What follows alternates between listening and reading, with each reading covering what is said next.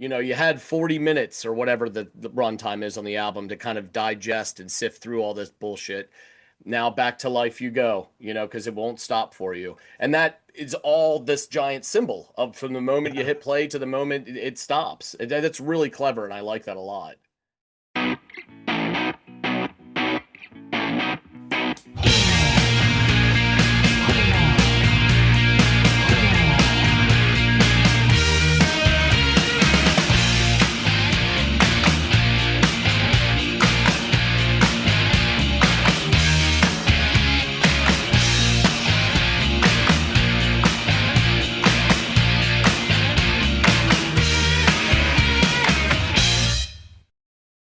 Hey, everybody out there. Welcome back to another episode of the Audiophiles. We got Andy, we got John, and we got some music. I hope, anyway. John, you were supposed to do your homework on this. You got something to offer up to me today, bud? Or is this going to be a short Yeah. episode?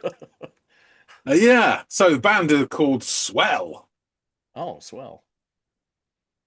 Okay. And the track is called Brackets. It's time to, and brackets, move on. Okay, all right. I've recently given me a couple names with brackets in them, so I'm used to this now. Um, Swell. What a swell name. Let me go off, give this thing a go, and I will come back and let you know if it's time to move on or not.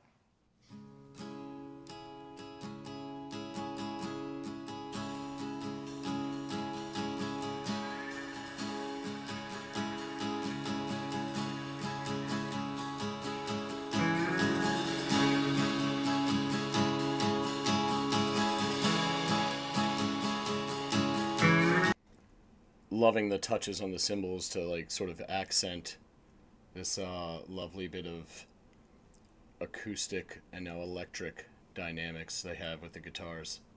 Great stuff.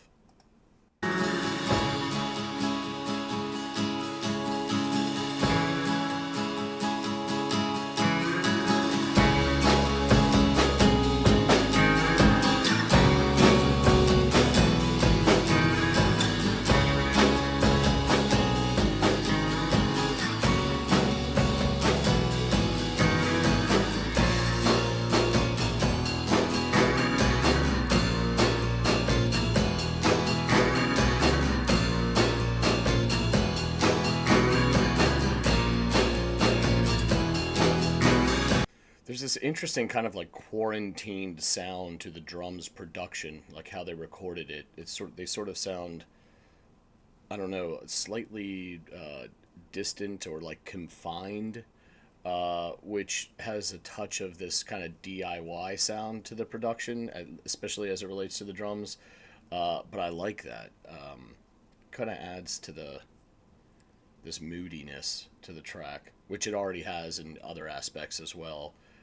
That sort of plaintive sounding guitar um, certainly lends to that as well.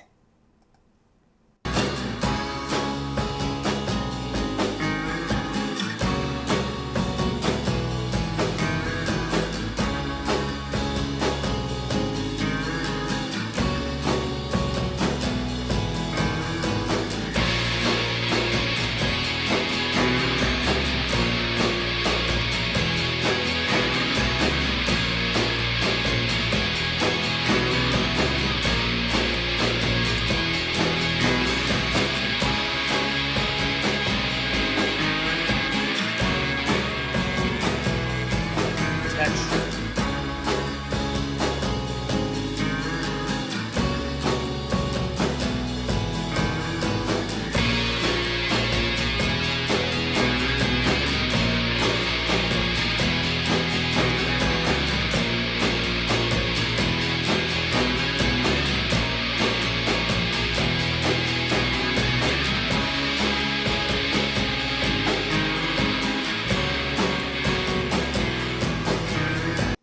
There's a darkness to this song, and I mentioned moodiness a moment ago, but yeah, it's a dark mood for sure. And I think that those two lines of added texture that they just injected into the mix, that was broken up by a few seconds of its absence, uh, adds to that for sure.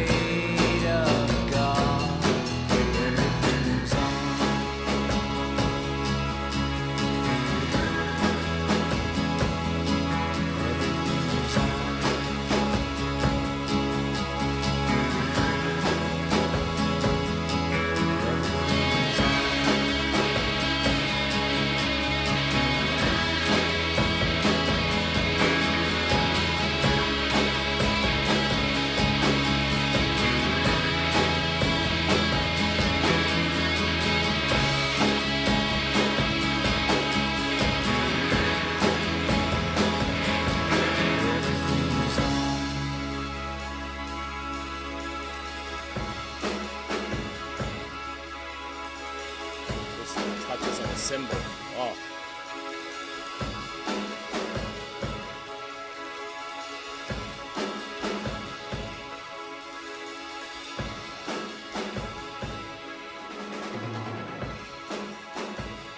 lovely drums.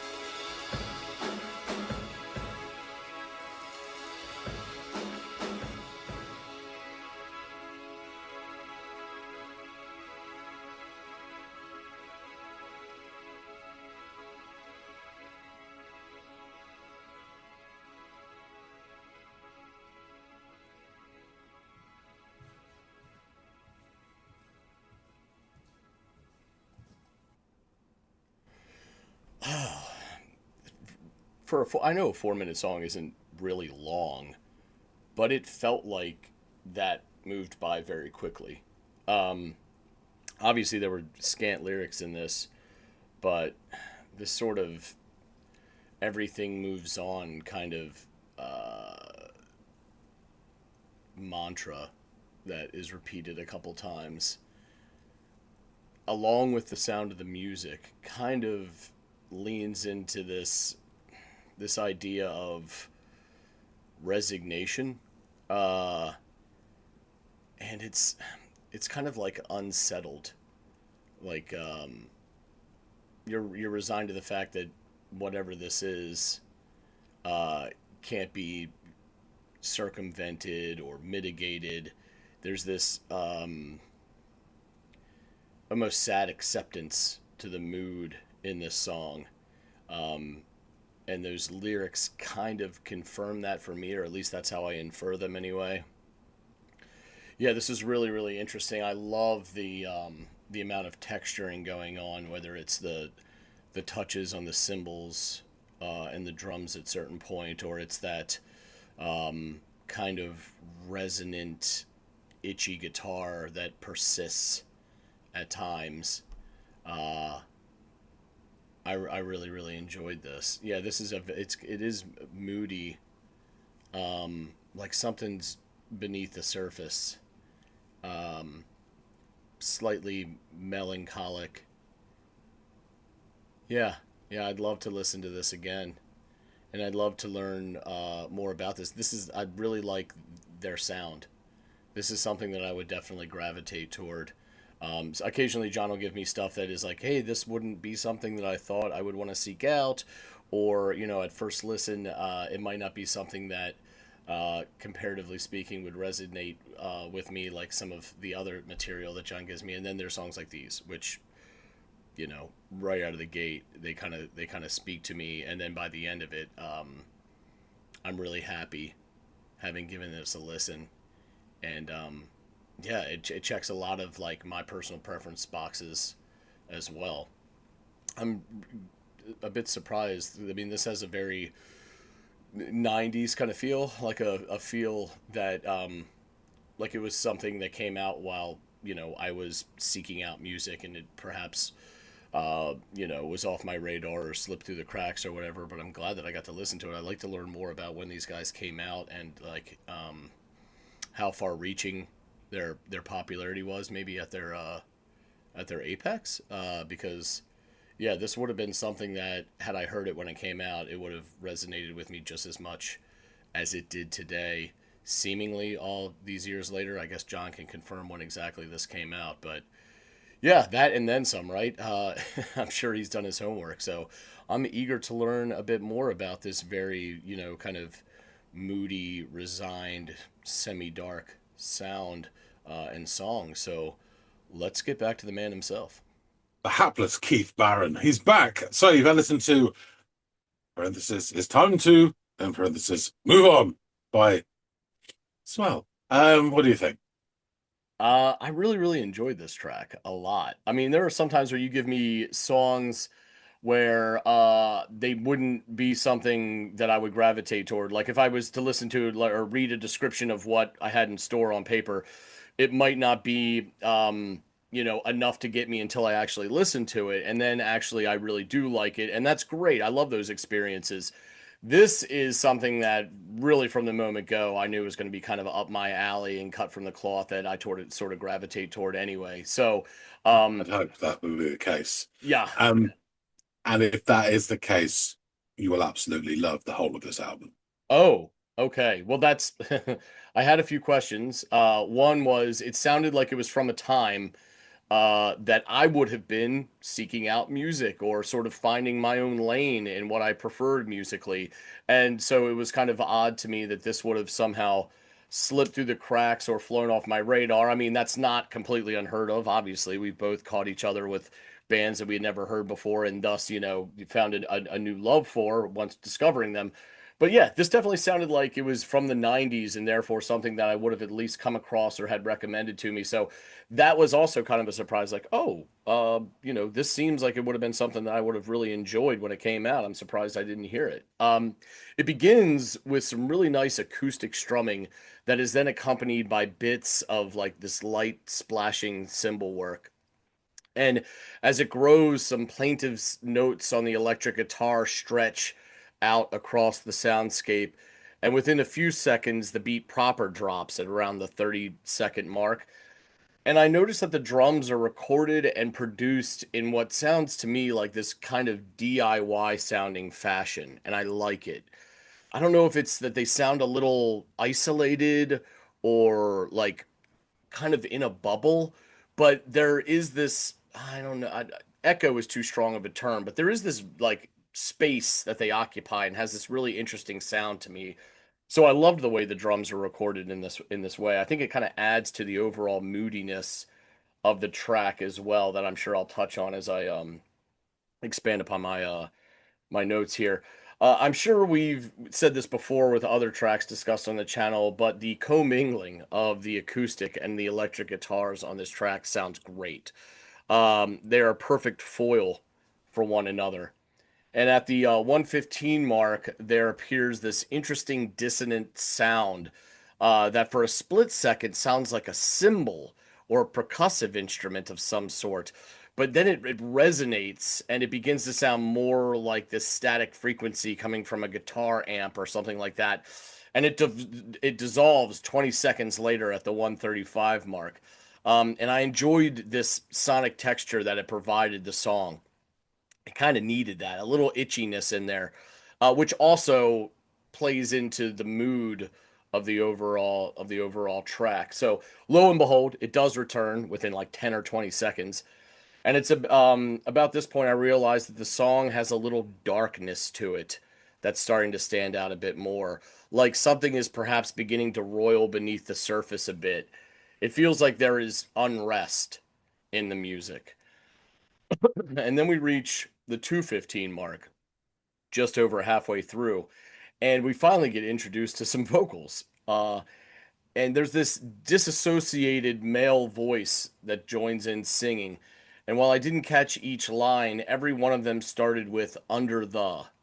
And the first and third line were the most elusive to me, but I believe the second and fourth lines he sings, under the crap we've bought, and then under the weight of God, and then resolves the stanza by singing everything moves on.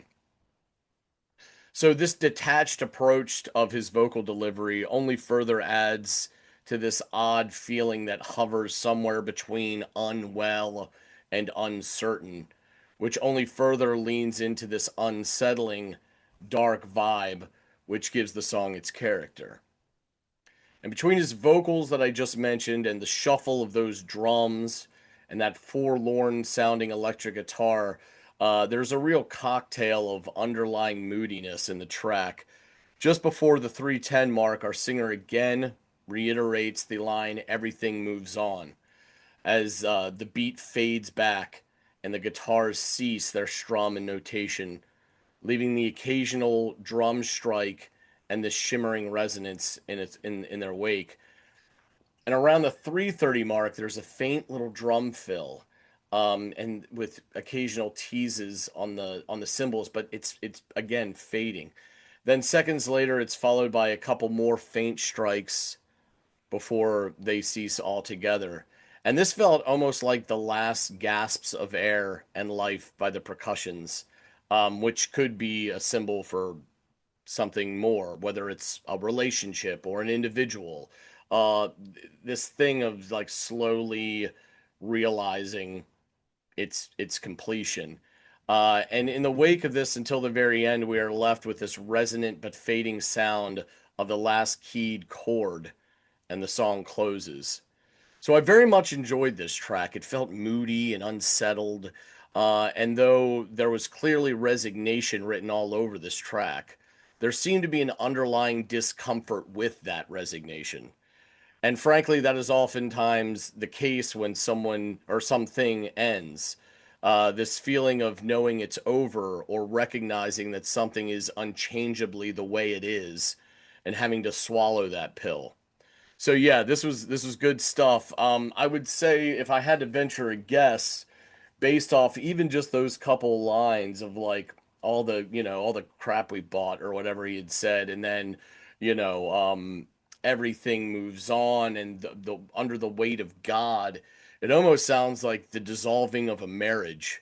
You have this, all the crap we bought for that, for the house and for the wedding, as new appliances and this, that, and the third, all this bullshit that we, tend to see in the wake of two people moving in together or two people joining together in wedlock, and then the under the weight or pressure of God. If you took your vows, if it was a religious ceremony, your wedding, and you vowed to God that you would be with one another forever, so there is this, maybe this inherent guilt of something not working out that was bonded in the name of God, could lend that feeling of, that extra weight of, we jokingly call it Catholic guilt, but you don't need to be Catholic to get married under the eyes of God or whatever.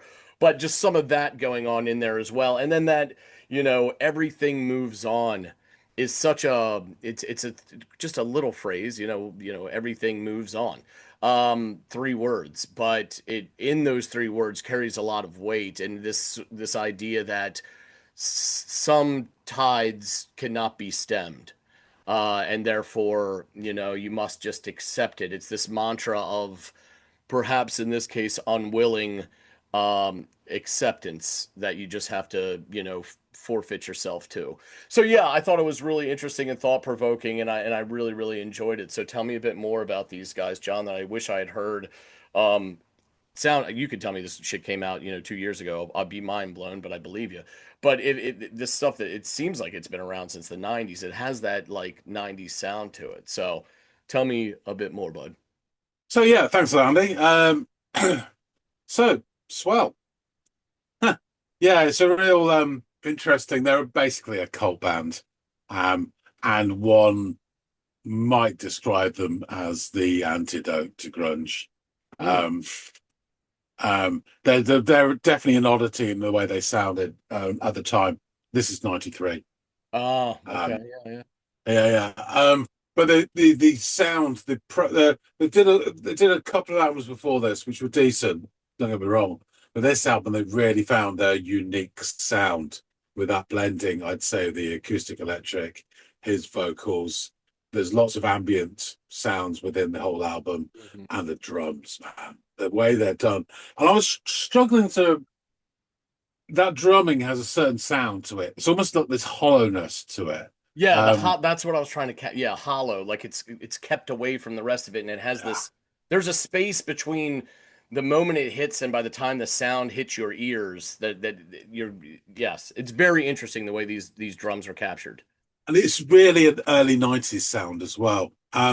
Like we talked before about that gated reverb is a very 80s sound, like, sort of Yeah. reverb that's cut short.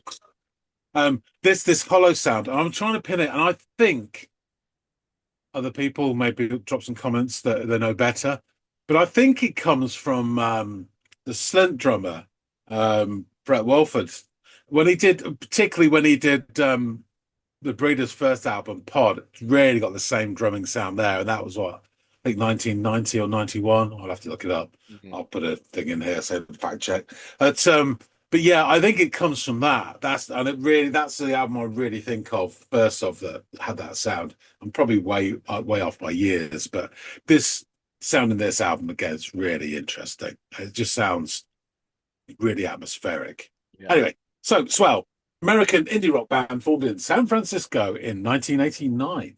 Wow. So and they started when David Friel, who's vocals and guitar, and Sean Kirkpatrick, drums, got together and they completed enough songs for what they thought would be their first album. A self-titled debut album was released on Fool's own Psycho-specific music, all one word, label in the April 90. So pretty like straight out the gates. So Friel, Kirkpatrick, and then a chap called Mark Signorelli on bass. They got together and spent the early summer of 1990 busking on the streets of Europe, mainly in Spain. While they were over in Europe doing this, one of their friends, Monty Valier, great name, was doing press and radio publicity for the album release at home. It did okay. It got a lot of college play, as you'd imagine, college radio play, decent reviews in some of the industry magazines. When they got back, club promoters were calling to book the band, but Signorelli moved back to New York, did something else. So Monty joined as bass player, and John Detman, who was David Friel's loft mate, in I think it's Turk Street, number 41, was asked to join as a second guitarist, and that's important for later. So their second album was called. So the first album was called Swell. The second album was called Well question mark, and it was released in February 92. Again, decent reviews, and then they began recording their third album, 41, in 92 as well, and it was released in November 93. So the lineup really, the core lineup is David Friel, guitar vocals, Monty Valier, bass. He just sounds like a host of a game show as well, doesn't he? With some gold lame jacket. And, with your host, Monty Valier. And Sean Kirkpatrick on drums. They had other musicians coming in, particularly for live shows and filling it out, but that was the core threesome. So the album, 41, was critically acclaimed, highly positive reviews, and it really did cement the band as an underground cult favourite. Critics widely praised its unique, moody production, while noting that its quiet, unconventional style made it an anomaly during the loud 1990s grunge boom. So this is like an amalgamation of write-ups which I put together because there wasn't a huge amount. Reviewers were heavily fascinated by the album's lo-fi, homemade recording techniques. Yes. So the band mixed traditional indie rock setups with ambient, everyday room noises like a turning wheel, creaking staircase, or a distant ringing phone. Reviewers noted that this gave the drums a loose, expansive feel and created a dark, mysterious, utterly captivating landscape. While 41 never really got those massive commercial success or even a radio success, retrospective reviews, particularly surrounding its 30th anniversary vinyl reissue, frequently call this album a true masterpiece of the 90s. There's some really interesting stuff on this. The opening track is called, let me get this right, because I always get these the wrong way around. The opening track is called In the Door, Up the Stairs. And that's what it is, the sound of someone coming in through the door, going up the stairs, into the lofts of number 41 Turk Street, San Francisco. And then it starts off with a song called Is That Important, which is kind of like a sister song to this song. Yeah. And then the album ends with It's Time to Move On, as the second to last track, the true last track, because after that, you get a track called Down the Stairs, Out the Door. And now they go and out. And it does feel like you come in on someone, almost like a band practice or whatever. And it feels intimate when you listen to the whole album. And there's another track afterwards called Lyrics, which is just talking about lyrics and stuff, which I think they bumped on as an extra on the CDs or whatever.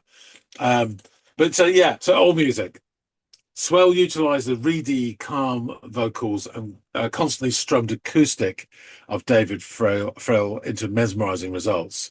It's a smooth, quiet ride until a jolting power chord snaps you out of your lull, seemingly out of nowhere.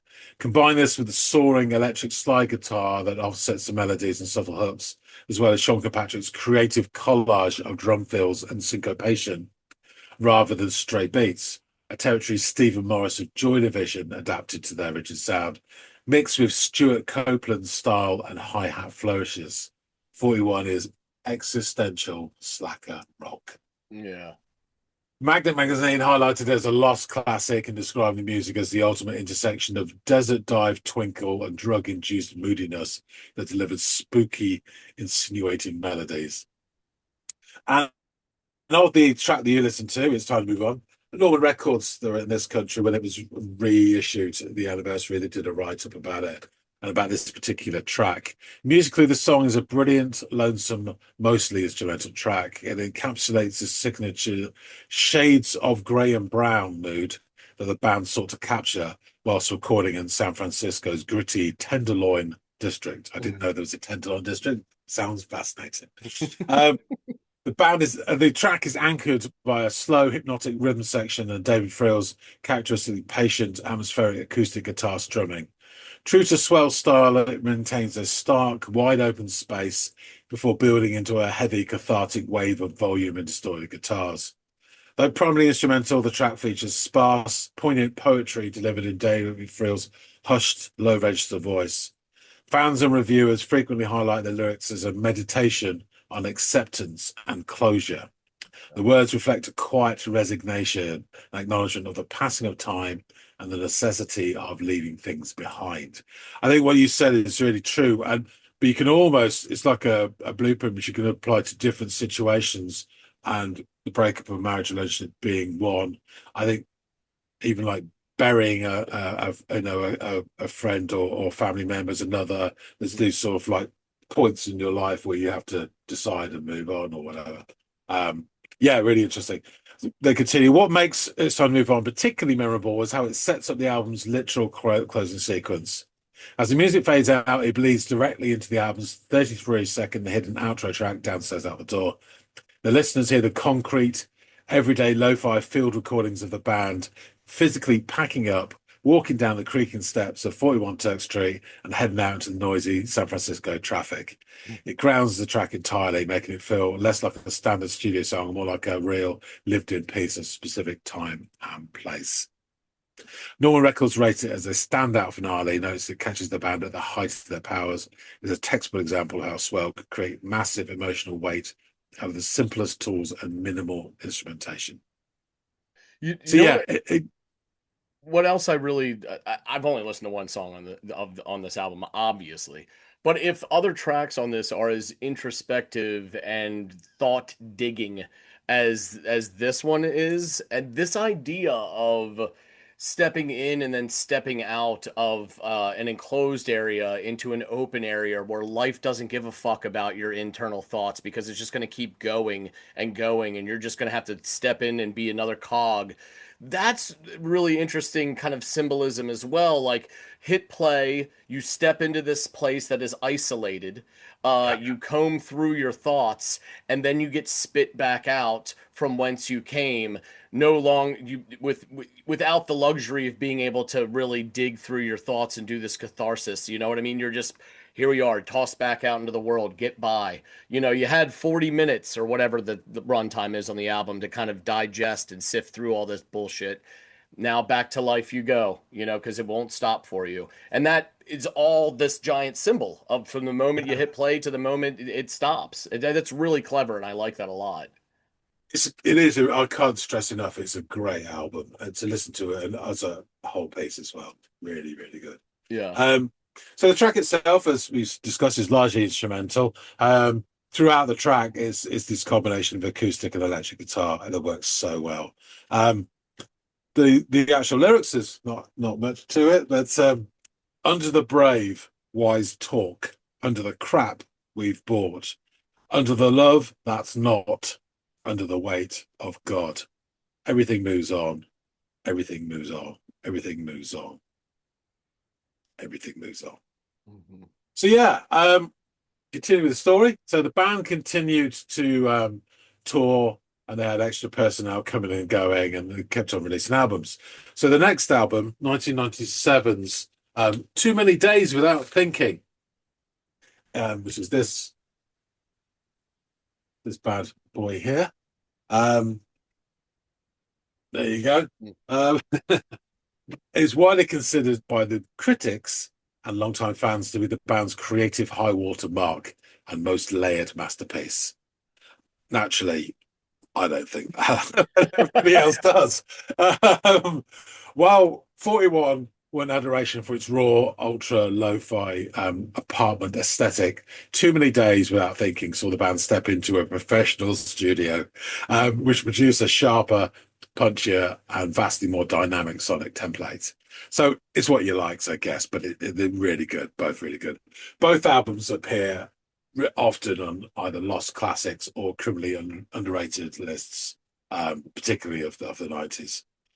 So the band continued with Friel at this creative centre, but output started to slow after after over the years. After 97, after that album, they released a further 6 studio albums up until 2014. Now, I'm sure you know what's happening next. So this is from InsideEcho.com. This is Obit obituary. David Friel, renowned. I just like this writer. Renowned songwriter and band member, has sadly passed away. He died in Oregon City, April 12, 2022. The news of his death was shared on Facebook. However, the actual cause of death was not made public. The group made a series of remarkable records in the 90s, including the first self-produced ones, with a unique sound marked by a mixture of more or less saturated acoustic electric guitars and syncopated drum game. David established a house and a family in Oregon once Swell's touring schedule ended. He discovered love, bought a house, settled down with Jen at the age of 56. Dave was a sweet, patient, and amusing friend, uncle, and partner to his Portland family. After years of hardship and travel, he had finally arrived in Oregon as the man he always aspired to be. David is lost and adored, but he will never be forgotten. To see his presence on stage, simply play one of his songs and close your eyes. He'll be there, strumming his well-loved, battered Take a Mine from the 70s. It was later released that Friel died from unexpected complications following a heart procedure. And just a little footnote, original members Kirkpatrick, Valier, Venner and Dettman reunited for a tribute to David on a European tour in April 23, playing the favourite songs from the first 4 albums. They continued the reunion tour in December 2023 with final shows in LA, San Francisco, Portland, and Seattle. So there you go. That's Swell. There's not a lot about them out there, but they know they're fondly loved by people who know them. And I would say I'm going to give you something from that album as well. Okay.